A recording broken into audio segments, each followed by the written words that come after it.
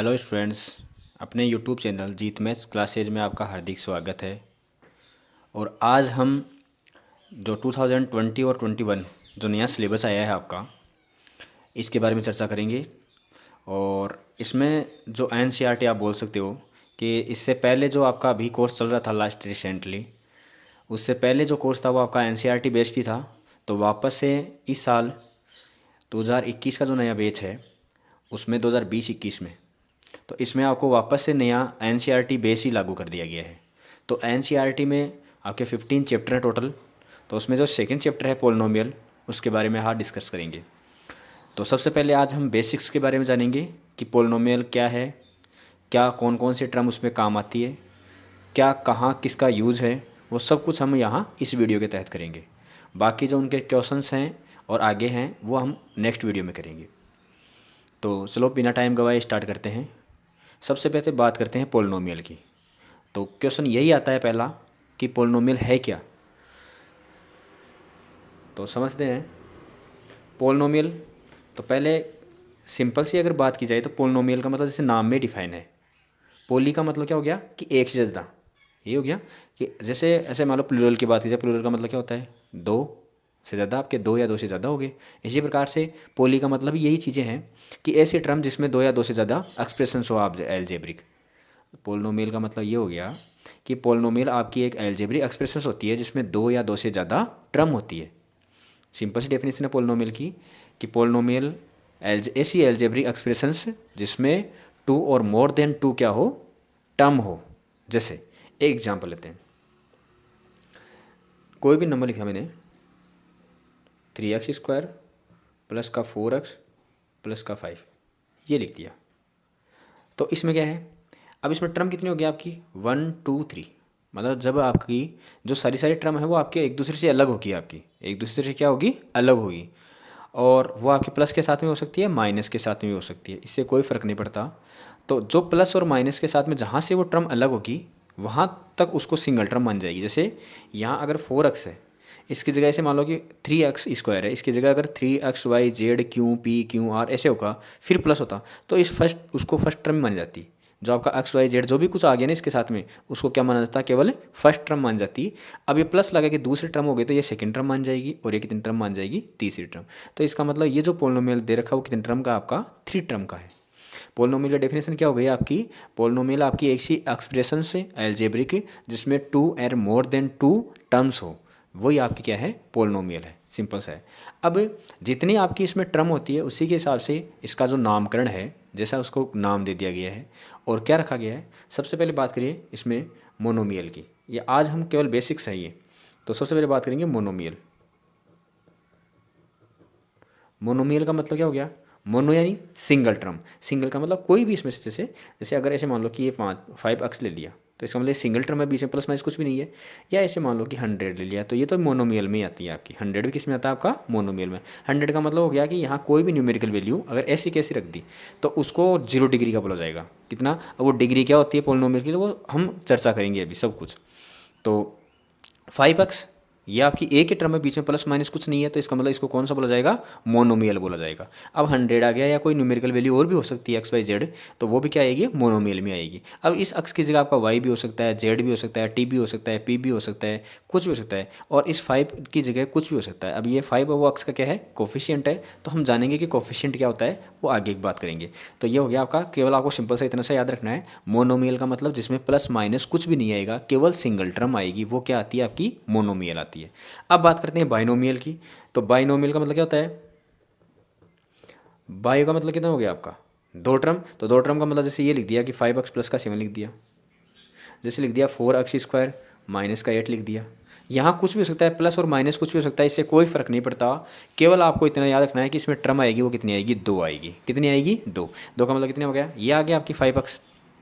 और प्लस के साथ में दूसरी टर्म आ गई, 2 टर्म हो गई ना, इसमें कितनी टर्म हो गई 2। अब यहाँ प्लस माइनस की जगह कुछ भी हो सकता है, यहाँ जो अक्सर ये हैं आपके कोई भी हो सकते हैं, इससे कोई फ़र्क नहीं पड़ता कि ये प्लस का है एक माइनस का है, अक्स आ रहा है एक वाई आ रहा है। केवल आपको इतना सा याद रखना है कि इसमें 2 टर्म आएगी। कितनी टर्म आएगी? 2 टर्म आएगी।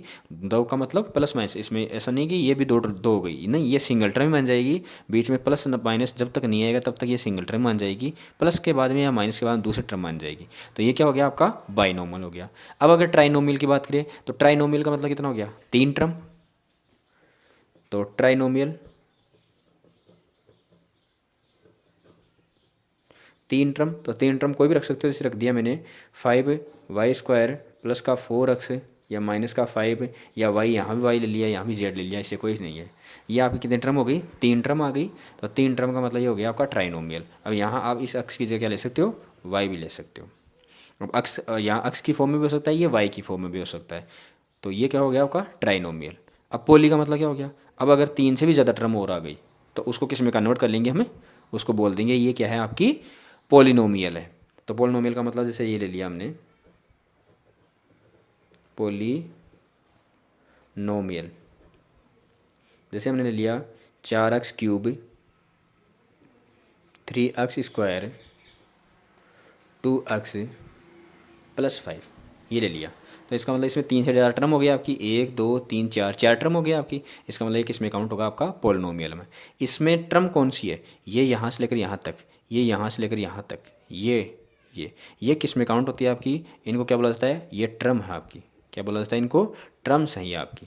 अब इसमें एक और होता है कि इसके फैक्टर भी कीजिए, जैसे छोटी 6 क्लास से 7th क्लास में होता है, उनमें पूछा जाता है कि इनके फैक्टर क्या होंगे। तो फैक्टर का मतलब जैसे ये 4x³ है, इस टर्म के अगर हमें फैक्टर करने हैं तो इसका मतलब क्या हो गया? इसका मतलब ये तो हो गया कि 4 और x कितनी बार है? 3 टाइम, तो 3 टाइम x लिख दिया।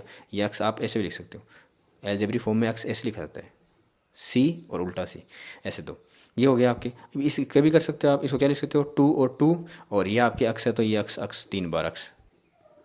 तो ये क्या है आपकी? ये क्या बोले जाते हैं? इनके फैक्टर बोले जाते हैं। ये इसके क्या हो गए? इसके फैक्टर्स हो गए आपके।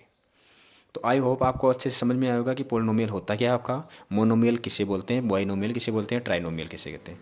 अब पोलिनोमियल में कभी कभार ये चीज़ें समझ में नहीं आती। जैसे डेफिनेशन सिंपल सी इसकी डेफिनेशन, एक लाइन की डेफिनेशन क्या हुई कि अगर आपके पास में कोई भी एल्जेब्रिक एक्सप्रेशन दे रखी है तो उसमें मोर देन टू और मोर देन 2 टर्म्स आती है, वो किस में आती है? आपकी पोलिनोमियल में आती है। तो ये सिंपल सी डेफिनेशन है।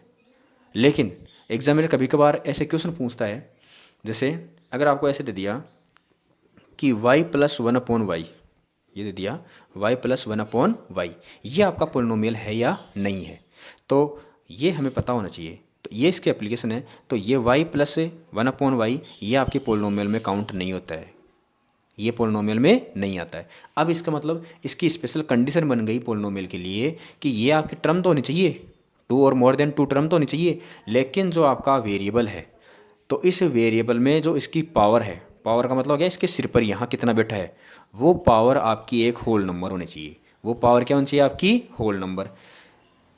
जैसे ये है, अब इसमें देखो ये y है, ये अपॉन में 1 है, ये 1 तो है, लेकिन इसको अगर आप सही तरीके से लिखोगे तो क्या लिखा जाएगा? y + ये ऊपर जाएगा तो क्या हो जाएगा? इन्वर्स। और ये माइनस का जो 1 है वो आपका एक होल नंबर नहीं होता। होल नंबर क्या होता है? होल नंबर का मतलब जहाँ से आपकी काउंटिंग स्टार्ट होती है 0 से इनफाइनाइट तक, तो इसका मतलब 0 से लेकर 1 2 3 ऐसे जो नंबर चलते हैं वो क्या होते हैं? आपके होल नंबर। ये नेगेटिव आ गया तो ये इंटीजर में है, इसका मतलब ये पोलिनोमियल में काउंट नहीं होगा, ये पोलिनोमियल में काउंट नहीं होता। अब मैंने यहाँ टर्म की बात की, आई होप आपको अच्छे से समझ में आएगा। अब ऐसे भी हो सकता है इस चीज़ को, जैसे अगर आपको पूछ लिया कि x + √x, ये पूछ लिया आपको, तो इसका मतलब √x की मतलब कितना होगी? इसको आप ये भी तो लिख सकते हो x की पावर 1/2। भाई रूट का मतलब क्या होता है? 1/2, और 1/2 होता है वो भी क्या होता है? एक होल नंबर नहीं होता। इसका मतलब ये जो टर्म होगी वो भी पोलिनोमियल में नहीं आएगी।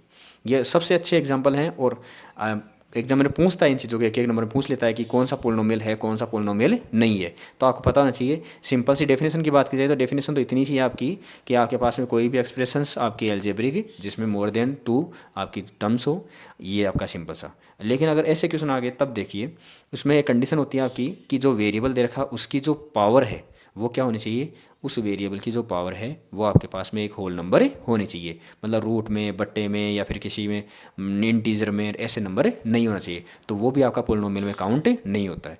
अब और अच्छा क्वेश्चन इसका कि जैसे ऐसे मान लो कि ये 5 ही आ गया, अब ये बोला जाए कि ये आपका पास में पोलिनोमियल है या नहीं है, तो 5 देखो आपको अगर कांस्टेंट दे रखा है तो वो आपका पोलिनोमियल में काउंट हो जाता है। मोनोमियल में मैंने बताया था क्यों हो जाता है, क्यों इसके साथ में आप कोई भी वेरिएबल लिख सकते हो, जैसे वेरिएबल x लिख दिया और इसकी पावर क्या लिख दी हमने 0, और 0 क्या होता है आपका एक होल नंबर होता है, किसी भी नंबर की पावर 0 का मतलब 1 होता है, तो इसका मतलब 5, तो ये क्या आ गया आपका x की फॉर्म हो गई ना, आपकी वेरिएबल तो आई गया आपका, तो इसका मतलब ये पोलिनोमियल में काउंट होगा, इसको बोलेंगे 0 डिग्री का पोलिनोमियल।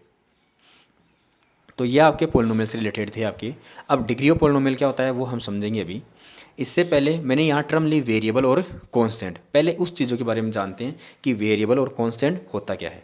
तो आपके मैथमेटिक्स में दो प्रकार की क्वांटिटी चलती है, मैथ में दो प्रकार की स्पेशली क्वांटिटी आपकी, क्वांटिटी कौन कौन सी, दो क्वांटिटी आपकी, एक तो आपकी वेरिएबल और एक आपका कांस्टेंट।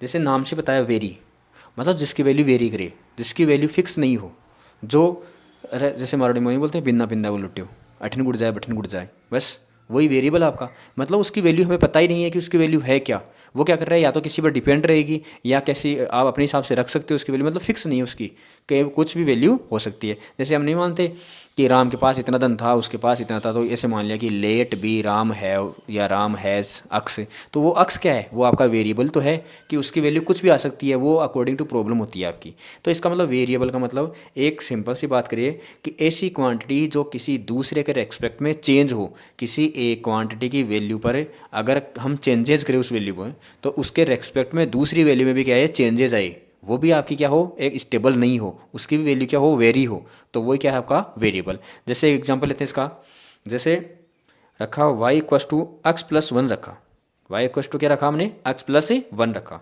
अब हमने क्या किया, इस x की वैल्यू 0 रख दी है, तो इसका मतलब क्या हो गया, y इक्वस टू इस x की जगह 0 रख दो, 0 आगे +1, तो इसका मतलब कितना हो गया आपका 1 हो गया। अगर मैंने इसी में जो आपके पास में पोलिनोमियल दे रखा है, इसी में इस अक्स की जो वैल्यू है वो 1 पुट कर दी, कितनी पुट कर दी हमने 1 कर दी, तो y की वैल्यू क्या हो जाएगी, y इक्वस टू अक्स की जगह 1 + 1, वैल्यू कितनी आ गई 2। अब देखिए आप इस चीज़ को देखोगे तो कैसे पता चलेगा कि अक्स की वैल्यू में जब मैंने 0 पुट की तो y की वैल्यू कितनी आई 1 आई, और जब मैंने अक्स की वैल्यू 1 पुट की तो y की वैल्यू कितनी आई 2। कहने का मतलब जब जब मैं इस अक्स की वैल्यू वेरी कर रहा हूँ, बदल रहा हूँ ना भाई, पहले 0 रखी फिर क्या रखी y की, अक्स की वैल्यू क्या रखी 1 रखी, उसके रेस्पेक्ट में इस y में भी क्या आ रहा है आपका वेरिएशन आ रहा है, मतलब y की पहले पहले तो 1 आई फिर कितनी आई 2, मतलब ये भी क्या हो रही है आपकी चेंज हो रही है। तो ऐसी क्वांटिटी जो किसी दूसरे के रेस्पेक्ट में क्या हो चेंज हो, वही क्या है आपका वेरिएबल है। अब इसमें वेरिएबल जैसे हमने x की वैल्यू अपनी इच्छा अनुसार कुछ भी रख दी फिर y की वैल्यू आई, x की वैल्यू कुछ भी रख दी फिर y की वैल्यू आई, तो इस तरीके से हम इसको दो तरीके से डिफाइन कर सकते हैं, मतलब दो इसको टाइप्स में बांट सकते हैं वेरिएबल को, एक आपका डिपेंडेंट वेरिएबल और एक आपका इंडिपेंडेंट वेरिएबल, जिनकी वैल्यू हमने अपनी इच्छा अनुसार कुछ भी पुट की, ये किसी पर डिपेंड नहीं है, तो ये जो वेरिएबल आता है वो तो आता है आपका इंडिपेंडेंट वेरिएबल। और जो वैल्यू इस अक्स की वैल्यू पर डिपेंड है, अब डिपेंड है ये वाई की वैल्यू, जब तक हम अक्स की वैल्यू यहाँ पुट नहीं करेंगे तो वाई की वैल्यू नहीं आएगी, तो अक्स की वैल्यू पुट की तो वो किसकी वैल्यू आई वाई, तो वाई की जो वैल्यू है वो क्या कर रही है इस अक्स की वैल्यू पर डिपेंड है, तो इसका मतलब ये कौन सी होती है आपकी डिपेंडेंट वेरिएबल। कांस्टेंट का मतलब जस्ट इसका अपोजिट हो गया कि जिसकी वैल्यू किसी के रेस्पेक्ट में चेंज नहीं होती, इसका मतलब आप न्यूमेरिकल वैल्यू कोई भी रख सकते हो, 5 7 -8 100 1000 कोई भी हो गया, तो ये किसी दूसरे के रेस्पेक्ट में क्या होती है चेंज नहीं होती, ये आपकी ऐसी कैसी होती है, तो ये क्या आती है आपकी कांस्टेंट। तो ये था आपका क्वांटिटी कि क्वांटिटी दो टाइप की होती है और कौन कौन सी। अब पोलिनोमियल के बारे में बेसिक तो हमने जानकारी कर ली, कौन सा पोलिनोमियल होता है कौन सा नहीं होता, ये भी हो गया आपका। अब बात करते हैं डिग्री ऑफ पोलिनोमियल होता क्या है, degree of polynomial, degree of polynomial कि कभी कभार आपको क्वेश्चन दे दिया जाता है फिर पूछ लिया जाता है कि इस पोलिनोमियल की डिग्री कितनी है। तो अब आपको कांस्टेंट और वेरिएबल समझ में आ गया। अब बात करते हैं डिग्री ऑफ पोलिनोमियल की, तो सिंपल सा याद रखो, जो भी आपको पोलिनोमियल दे रखा है उस पोलिनोमियल में जो वेरिएबल है उसकी maximum power of variable, variable की जो मैक्सिमम पावर है वही क्या है आपकी डिग्री ऑफ पोलिनोमियल। जैसे यहाँ मैंने लिया था ये पोलिनोमियल, अब इसमें वेरिएबल क्या है, वेरिएबल अक्स। बस सिंपल सा इतना सा याद रखो, देखो वेरिएबल कुछ भी हो सकता है आपका, लेकिन एक रफली आइडिया देखें तो जो भी आपके अल्फ़ाबेट में ABCD जो भी कुछ मिल गया ना, वो आपका लगभग ऐसे मान के चलो वेरिएबल ही है, उसकी वैल्यू हमें पता नहीं होती है। अब वो तो आपका डिपेंड भी होता है कि अगर ये फंक्शन आपका किस में दे रखा है, आपका अक्स में दे रखा है, तो यहाँ अगर C आ गया या P आ गया, क्यों आ गया, तब भी ये क्या माना जाएगा, जो C आएगा ना वो भी किस में माना जाएगा, आपका कॉन्स्टेंट में माना जाएगा, वो एक अलग है। लेकिन एक रफली आइडिया है कि जो भी आपको दे रखा है XYZ वो क्या है, आपका वेरिएबल है, बस इतना से याद रखो। तो इसमें जो वेरिएबल है वो क्या है, आपका अक्स है। अब देखो यहाँ तो अक्स की पावर कितनी है, 3 है, यहाँ अक्स की पावर कितनी है, 2 है, यहाँ अक्स की पावर कितनी है, 1 है। तो इसका मतलब अक्स की मैंने क्या कहा, डिग्री ऑफ पोलिनोमियल का मतलब क्या बताया था, मैक्सिमम पावर ऑफ वेरिएबल। तो वेरिएबल क्या है, यहाँ अक्स है। तो आपको ये बोल दिया जाए कि ये आपको एक पोलिनोमियल दे दे और आपको बोले कि डिग्री ऑफ पोलिनोमियल है क्या, तो मैंने कहा वेरिएबल की मैक्सिमम पावर। तो मैक्सिमम पावर कितनी है, 3। इसका मतलब ये जो पोलिनोमियल दे रखा है वो कितने ऑर्डर का है आपका, कितने डिग्री का है, 3 डिग्री का। डिग्री ऑफ पोलिनोमियल कितनी है आपकी, 3। बस अगर ऐसे मान लो यहाँ 5 होता, यहाँ 4 होता, यहाँ 6 होता, तो मैक्सिमम पावर कितनी होती है आपकी, 6। इसका मतलब इस पोलिनोमियल की जो डिग्री आती है वो कितनी आती है आपकी, 6। तो ये होता है आपका डिग्री ऑफ पोलिनोमियल। ये पूछ लिया जाता है एग्जाम में 1 नंबर में मार्क्स में कि इसकी डिग्री ऑफ पोलिनोमियल कितनी है, पोलिनोमियल की डिग्री कितनी है। तो maximum power of variable, simple सा इतना सा याद रखना है। अब एक टर्म और बात कर लेते हैं कोफिशिएंट की। कोफिशिएंट का मतलब सिंपल सा तरीका है कोफिशिएंट फाइंड आउट करने का कि जिसकी भी अगला बात करता है तो आपको देखना है उसके न्यूमेरिकल वैल्यू, न्यूमेरिकल कोफिशिएंट होता है, और कोई भी वैल्यू आ गई तो वो आपका कोफिशिएंट में काउंट होता है। तो जो भी आपको बोला जाए कि उसकी जो भी दे रखा है, नंबर दे रखा है या वेरिएबल दे रखा है, कोई भी दे रखा है, उसका कोफिशिएंट कितना है, तो कोफिशिएंट का मतलब हो गया जस्ट उसके पास में उसके मल्टीपल में कितना है। कोफिशिएंट का मतलब वो उसका क्या होता है, मल्टीपल ही होता है। उसके मल्टीपल में क्या है, उसके मल्टीप्लाई में क्या है। जैसे अगर इसकी बात की जाए और मैं ये बोलूँ कि अक्स का कोफिशिएंट कितना है, तो केवल अक्स को पकड़ो, ये तो अक्स की पावर 3 है, तो ये तो अक्स नहीं है, ये तो अक्स स्क्वायर है, और ये कितना है, अक्स है, तो ये रहा अक्स। तो जिसका भी पोलिनोमियल की आपको क्या पता है कि कोफिशिएंट कितना है इसका, कोई भी वेरिएबल दे रखा हो या कोई भी दे रखा हो, उसका कोफिशिएंट कितना है, केवल उस टर्म को पकड़ लो। तो किसको पकड़ लिया हमने, अक्स को। अक्स की बात की थी मैंने, अक्स का, तो इसका मतलब अक्स को पकड़ लिया, और अक्स के मल्टीपल में कितना है, 2 रहा। ये तो भैया प्लस आ गया यार, ये तो अलग आ गए, तो इसका मतलब अक्स का कोफिशिएंट कितना आएगा, यहाँ 2 आएगा। अगर ये प्लस का है तो प्लस का 2 आएगा, और यहाँ माइनस का आएगा तो माइनस का 2 आएगा। अब मैंने ये बोल दिया कि अक्स की पावर 3 का कोफिशिएंट कितना है, तो अक्स की पावर 3 को पकड़ लो केवल, ये रहा अक्स की पावर 3, तो इसका कोफिशिएंट कितना है, 4 है।